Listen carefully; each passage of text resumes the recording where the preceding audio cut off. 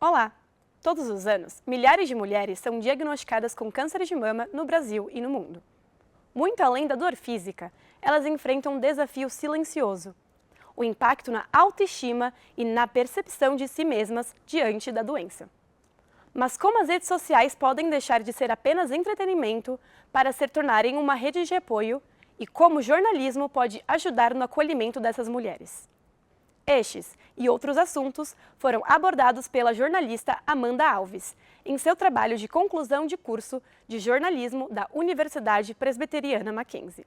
Em seu plano de comunicação, A Autoestima de Mulheres Diagnosticadas com Câncer de Mama, Amanda estruturou estratégias para dar visibilidade e voz a quem enfrenta essa batalha diária, reforçando a importância do cuidado psicológico.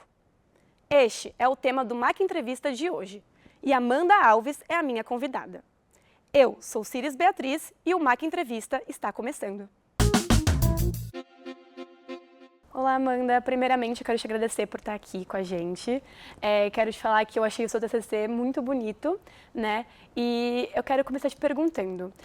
O seu TCC, ele foi dedicado à sua avó, né, Carmen, que lutou contra o câncer de mama durante 14 anos. E eu quero te perguntar se a rotina com a sua avó foi o estopim para você decidir o tema do seu TCC. Então, obrigada pelo convite, muito especial voltar para o Mackenzie depois de tanto tempo para contar sobre o meu TCC.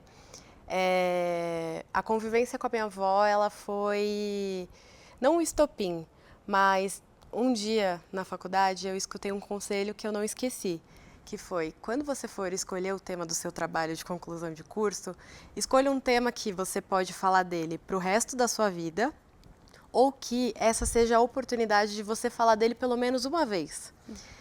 E pensando muito em como eu queria finalizar a faculdade e homenagear a minha avó, eu encontrei um caminho para fazer essa homenagem, que foi meu trabalho de conclusão de curso, ainda mais pela possibilidade de fazer sozinha, né, individualmente, então estar envolvida em todo o processo.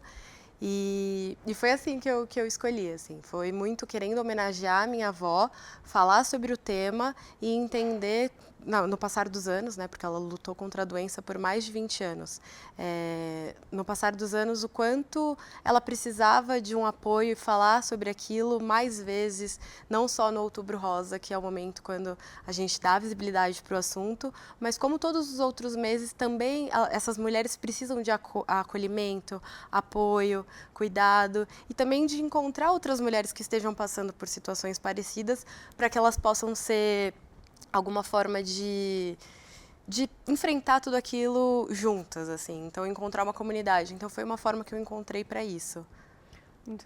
É muito bonito, né, de ver, tipo... Toda vez que eu li o seu TCC e toda vez que eu lembrava que você fez para sua avó, eu ficava emocionada e eu ficava pensando como que eu posso fazer o meu TCC também ser uma inspiração, né? Porque eu sei que o seu TCC foi inspiração para uma campanha contra o combate, né, ao câncer de mama. E eu gostaria que você contasse um pouquinho sobre como foi para você ver que o seu TCC saiu... da faculdade, saiu e foi além de um trabalho acadêmico, né? Porque saiu das paredes da faculdade. Como foi para você, que foi em 2019, né? Que esse seu TCC se tornou uma campanha contra o câncer de mama. Como foi para você, estudante naquela época, né? Recém-formada, ver que o seu TCC ultrapassou as paredes da faculdade? Então, ele floresceu, né? Ele floresceu. Foi muito especial, assim, quando... Antes mesmo de começar o trabalho de conclusão de curso, a gente fez em uma revista do Mackenzie, tinha que fazer uma matéria, e aí eu fiz sobre uma das ONGs que eu trato no TCC, que é a Cabe Alegria. E para escrever essa matéria, eles estavam fazendo doação de perucas aqui perto, e eu fui até lá para ver como que era. A doação, ela acontece em alguns momentos da peruca. Então, ela pode ser através dos nossos bancos de perucas, onde a gente leva essas perucas para os bancos de perucas já existentes, ou através do site. Então, qualquer pessoa de qualquer lugar do Brasil pode solicitar uma peruca e aí a gente envia, a gente faz todo um cadastro desse paciente. Então, o paciente que ele quer receber uma peruca, ele ou através dos bancos de perucas ou através do nosso site, ele vai enviar uma documentação pra gente, que é laudo médico, comprovante de quimioterapia, RG e CPF, a gente vai cadastrar esse paciente e aí a gente encaminha essa peruca.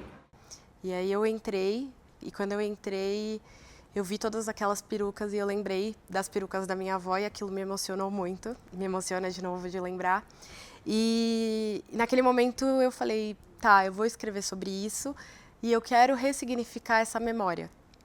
Então eu fiz nessa revista. Fiquei muito emocionada quando eu estava saindo, que uma mulher, ela experimentou a peruca e ela escolheu a peruca dela. E aí, assim, eu desci e logo em seguida ela desceu e a família dela estava esperando. E aí ela olhou para a família dela e falou, olha como eu tô linda. Então aquilo me tocou muito, porque foi exatamente o que eu ouvi em casa quando eu vi minha avó com as perucas, as loiras, as ruivas, enfim. E a partir desse momento eu passei a ter contato, né, com a Mariana, da Cabelegria. E aí a gente foi aprofundando, e aí quando eu decidi o tema do TCC e comecei a me aprofundar, conversei mais com ela, encontrei oportunidades, formas que a gente conseguiria, enfim, dar mais visibilidade para o assunto e até mesmo para divulgar o trabalho da Cabelegria, que é uma ONG que doa perucas para mulheres do país inteiro. Então, eu quis entender como que funcionava, quantos cabelos, quantas doações eles precisavam para fazer as perucas, como que era, como que eles pagavam as pessoas que fazem as perucas. E aí eu fui até o local que eles produzem.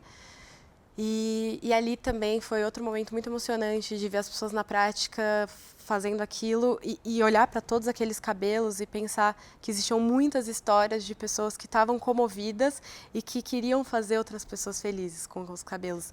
Inclusive, a partir desse momento, eu comecei a deixar meu cabelo crescer e sempre que eu corto para doar. Então a gente faz toda uma entrevista com esse paciente para entender como que é a peruca que ele deseja, que cor, que tamanho, para enviar aí a peruca mais parecida com o que ele gostaria de receber. Em muitos dos casos, a maioria dos casos, a gente acerta, e quando a gente não acerta o gosto do doador, do paciente, eles encaminham novamente a peruca pra gente e a gente manda uma outra peruca já diferenciada também. E aí, quando eu fiz o TCC, eu só sabia que eu tinha muito coração ali, tinha muito de mim, do amor, porque eu tenho e sempre vou ter pela minha avó, e um sentimento de que eu sempre penso isso, assim, se a gente muda a vida de uma pessoa a partir do que a gente faz, já valeu a pena. Então, quando a Mari entrou em contato comigo, eu já tinha apresentado o TCC, já tinha dado tudo certo. Quando ela falou, olha, eu queria perguntar para você se você autoriza usar o seu projeto como uma campanha do Outubro Rosa. Foram 4 camisetas diferentes e adesivos também.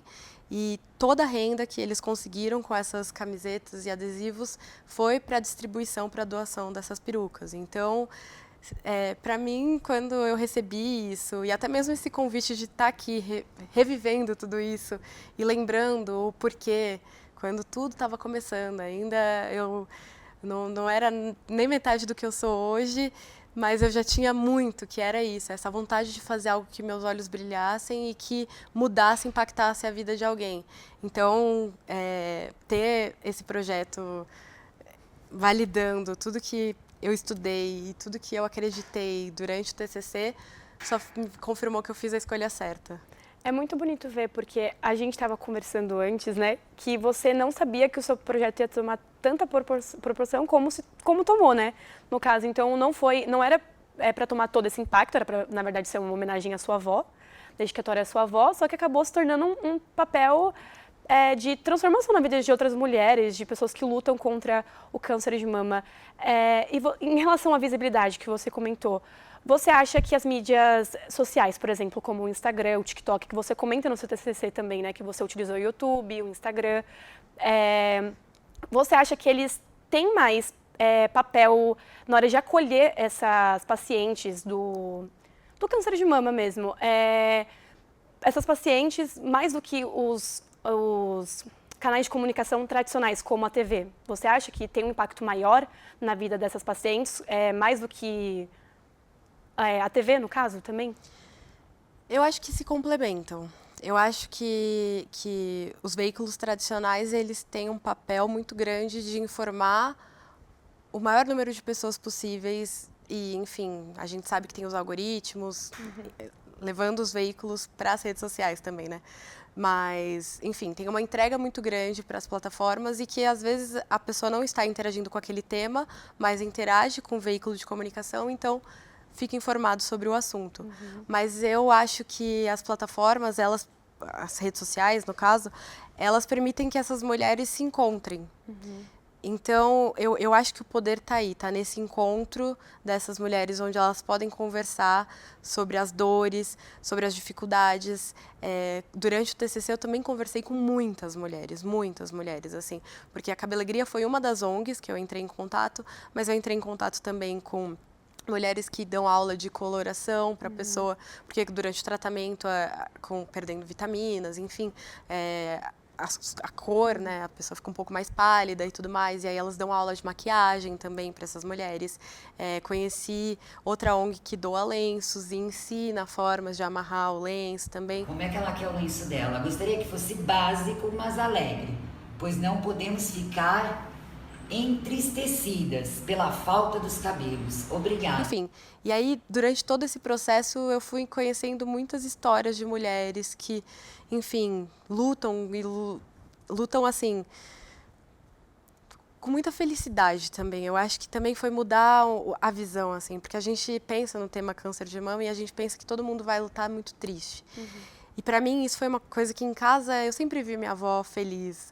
Ela sempre trouxe a casa, porque ela queria celebrar a vida dela enquanto ela estava aqui. Ela sabia que ela podia ir embora em algum momento, e isso nunca foi, até foi um processo muito diferente, assim, isso nunca foi escondido de ninguém. Enfim, quando a gente foi ficando um pouco mais adolescente, isso era falado. Mas eu acho que isso dava mais vontade da gente viver a vida com ela. Então, eu acho que no projeto, no TCC, enfim, nas histórias que eu conheci, eu vi que essas mulheres, elas querem outras pessoas para compartilhar daquilo e sem ter o peso de achar que você ser diagnosticada com câncer de mama é uma sentença de morte. E aí eu ouvi isso de muitas delas, assim, que quando alguém vinha falar, falava com um peso, uma tristeza, como se já fosse uma despedida, e elas queriam... eu aprendi uma forma nova de fazer meu lenço, olha como eu estou linda aqui, olha essa peruca nova, como me deixou com ar, nunca fui loira e agora eu sou loira. Então eu comecei a ver que a minha beleza, ela é um conjunto de coisas, ela não está só na minha imagem, mas é um conjunto do que eu penso, do que eu sou e do que eu reflito para as pessoas. Eu acho que as redes sociais, elas conectaram essas mulheres, elas conectam até hoje essas mulheres nesse sentido de acolhimento e de poder falar numa outra perspectiva. E até mesmo de apoio, assim, de algumas dores só elas conseguem entender porque elas também sentem. Elas são uma guerreira, todas são guerreiras, né? Eu tive uma tia também, comentei com você, que teve câncer de mama no caso, e eu queria te perguntar, durante o processo do seu TCC, qual foi a importância simbólica que você viu da importância da imagem visual e do cabelo no combate dessas pacientes? Qual a importância que você trouxe para a sua vida mesmo, assim, sabe? Uma opinião sua. O que você aprendeu vendo todas essas pacientes, a sua avó, enfrentando isso? Eu acho que está muito ligado a isso da autoestima, né? A gente tem o cabelo muito ligado à autoestima, mas eu acho que mais do que tudo, pelo que elas me falavam e pelo que eu senti, era que quando elas perdiam o cabelo, já era uma batalha perdida, assim. E aí eu acho que é essa virada de chave quando elas entendem que não.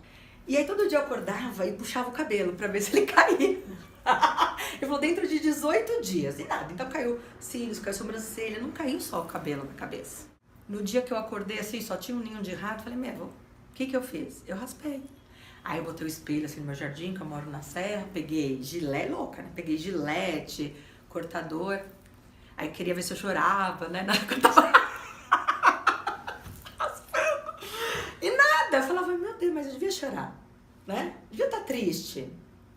Mas eu acho que quando eu fiquei careca, foi quando eu me apropriei de quem eu era de verdade. Que ainda tem, assim, que isso faz parte do tratamento, mas que não é o fim, sabe?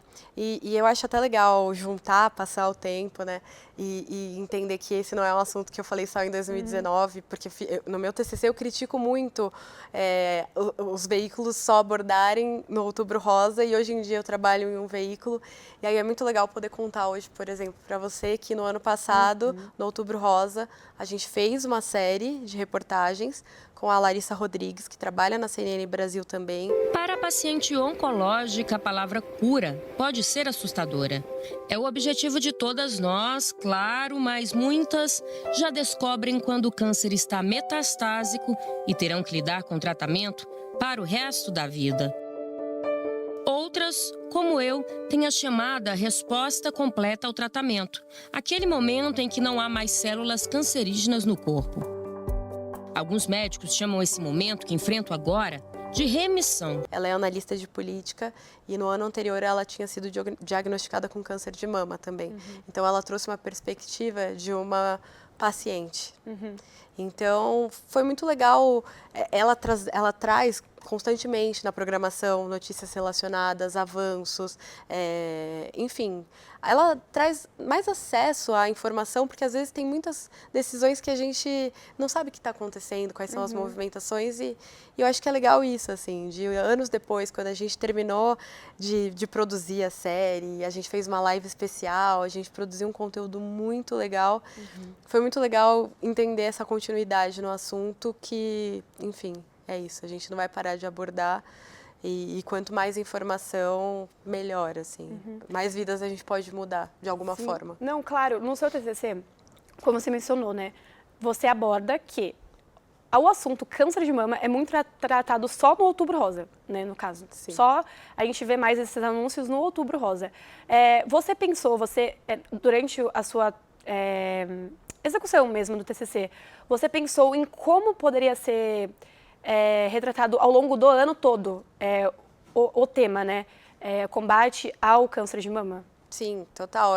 Foi exatamente essa a minha principal questão de como que a gente pode trazer. E eu acho que é a partir de histórias, porque as histórias que conectam é quando a gente sabe o que a pessoa passou e qual foi a dificuldade, ou qual foi a conquista, ou qual foi a importância de ter um apoio, que aí a gente consegue continuar falando sobre isso, não só sobre os dados, sobre, infelizmente, as vidas que a gente perde para essa doença, mas continuar celebrando as vidas que a gente tem aqui que estão lutando para combater a doença e, enfim, para ter qualidade de vida, que eu acho que é o principal, assim. Pensando nesse assunto, qual dica, qual conselho você daria para um formando, um estudante que está concluindo, né, o curso e pensa em fazer um TCC com um propósito de impacto social? Qual conselho você daria? Ouvir muitas histórias, eu acho que é isso, assim, a gente tem que ouvir história, tem que saber, enfim, como aquele tema que a gente vai escolher toca a vida das pessoas. E eu acho que mais do que pensar no impacto social, é pensar no quanto você consegue e vai se envolver com aquilo. Porque quanto mais profundo você está disposto a se envolver com o assunto, mais você vai encontrar caminhos para ter algum impacto social. Porque se você ficar muito raso, você só vai estar ali reproduzindo um discurso. Mas quando você se aprofunda no tema, você entende que tem dores que você pode ajudar a encontrar algum caminho para que doa um pouquinho menos, ou de alguma forma seja um abraço para quem precisa. E eu acho que, enfim, é isso, assim. E se envolver muito com o tema, e a mesma dica que eu ouvi eu repasso, ou escolher um tema que você quer falar para o resto da sua vida, ou um tema que é a chance de você se aprofundar, que você pode nunca mais falar sobre aquilo, mas seu TCC você terminou falando sobre uma coisa que você quer muito. Perfeito, Amanda. Bom, muito obrigada, Obrigada a você. Por ter disponibilizado o seu tempo, né, para estar aqui com a gente. Obrigada pelo convite. Eu te agradeço muito, eu amei o seu TCC, para mim foi uma inspiração. Obrigada. Eu estou ainda procurando, né, o que eu vou fazer no meu TCC, mas eu acho que vendo você, assim, eu acho que me dá um ânimo, sabe? Por que não fazer um TCC com um propósito impacto social, né? Total. E tem outra coisa, que assim, todo estudante tem aquele peso, o TCC, eu quero acabar logo. Saboreie esse tempo, porque você não vai ter depois na sua vida. Na sua vida vai ser trabalho, aí trabalho é trabalho. Aproveita esse momento do TCC para você concluir essa fase da sua vida de um jeito que você termine pensando, cara, que bonito que eu fiz. Não, perfeito. Muito obrigada, Obrigada a Amanda. você. Agradeço Valeu. muito.